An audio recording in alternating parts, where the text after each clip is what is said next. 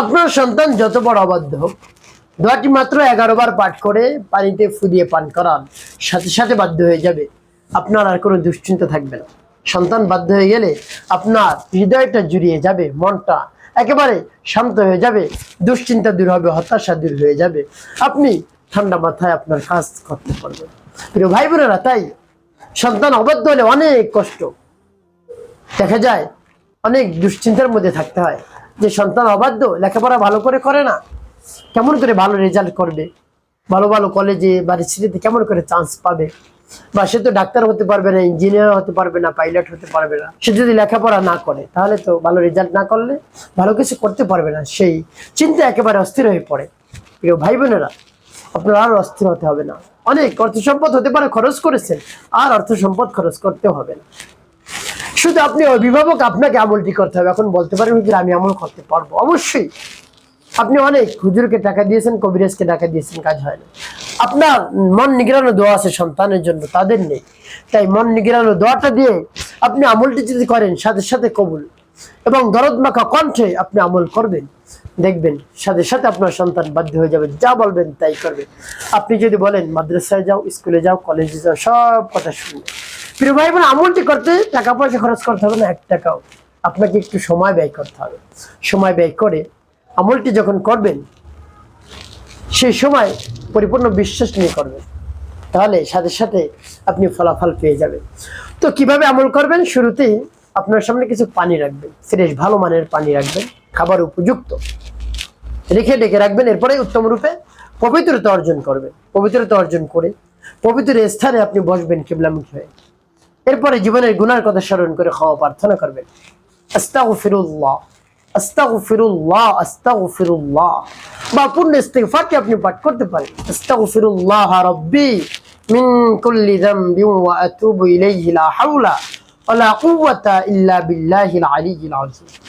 যখন পাঠ করা হয়ে যাবে, এরপর 3 বার দুরূদ শরীফ সাল্লাল্লাহু আলাইহি ওয়াসাল্লাম, সাল্লাল্লাহু আলাইহি ওয়াসাল্লাম, সাল্লাল্লাহু আলাইহি ওয়াসাল্লাম ইস্তিগফার দুরূদ শরীফ পাঠ করা হয়ে গেলে এরপরে আপনি সেই সূরা বা দোয়াটি পাঠ করবেন। প্রিয় ভাই বোন, যখন পাঠ করবেন এর পূর্বে রব্বে কারীমের কাছে বলবেন, হে আল্লাহ, আমার আমলকে, আমার সময়কে কবুল করুন, আমার সন্তানটাকে বাধ্য করে দিন।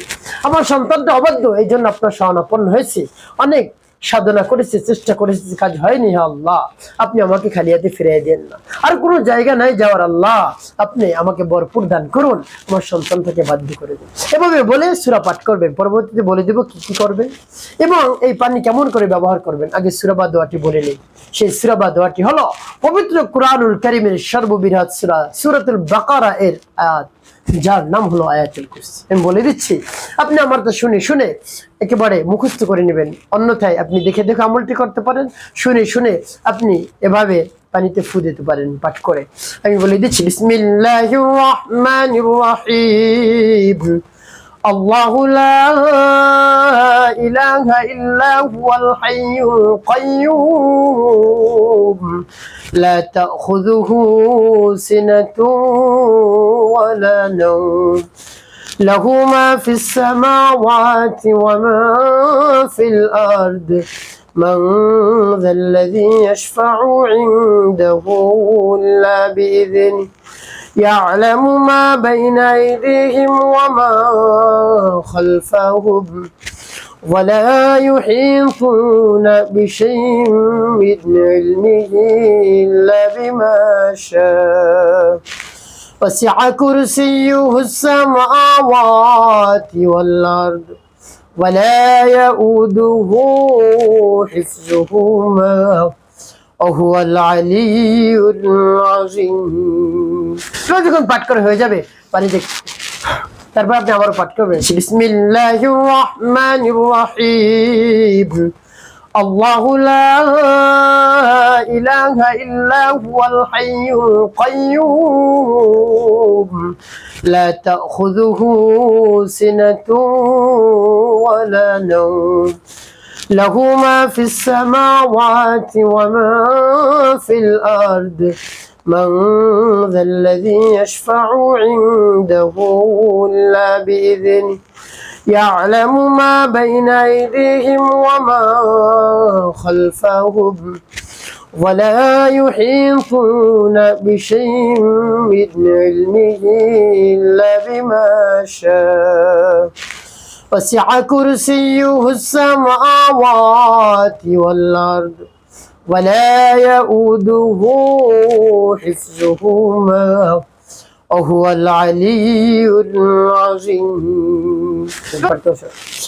তারপর আপনি মনে দরদ নিয়ে আমার পাঠ করবেন বিসমিল্লাহির রহমানির রহিম আল্লাহু লা ইলাহা ইল্লা হুয়াল হাইয়ুল কাইয়্যুম লা তাখুযুহু সিনাতুন ওয়া লা নাওম লাহু মা ফিস সামাওয়াতি ওয়া মা ফিল আরদ من ذا الذي يشفع عنده إلا بإذنه يعلم ما بين أيديهم وما خلفهم ولا يحيطون بشيء من علمه إلا بما شاء وسع كرسيه السماوات والأرض ولا يؤوده حفظهما وهو العلي العظيم.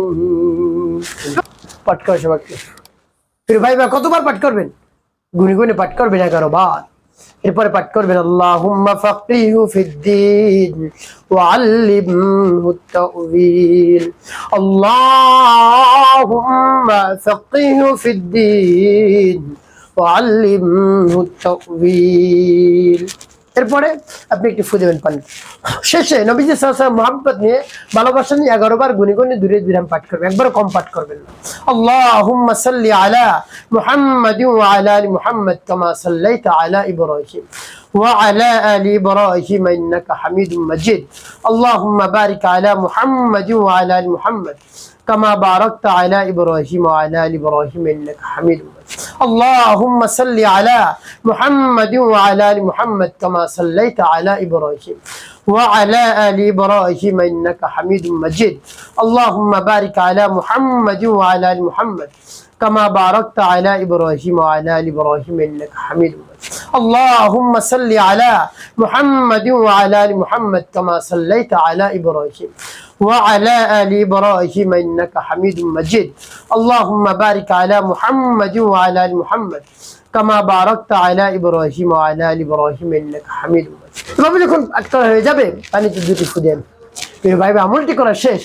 এভাবে আমল শেষ করার সাথে সাথে রব্বি কারীমের কাছে মুনাজাত করে বলবেন, ফরিয়াদ করবেন, আল্লাহ আমার আমলকে সময়কে কবুল করুন।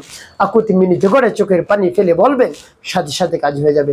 এরপরে বলে দিচ্ছি পানি কেমন করে ব্যবহার করবেন। সকালে, দুপুরে, রাতে। সকালে খালি পেটে আপনি পানি পান করাবেন, নিয়ত করে। যে সময় আপনি পান করাবেন নিয়ত করে পান করাবেন, দেখবেন কাজ হয়ে যাবে ইনশাআল্লাহ। একটি কাজ আপনাকে করতে হবে, 5 ওয়াক্ত নামাজ আদায় করতে হবে, মানুষের কল্যাণে খিদমত কাজ করবে। অবশ্যই আপনার জীবন সুখময় হবে, শান্তিপূর্ণ হবে ইনশাআল্লাহ।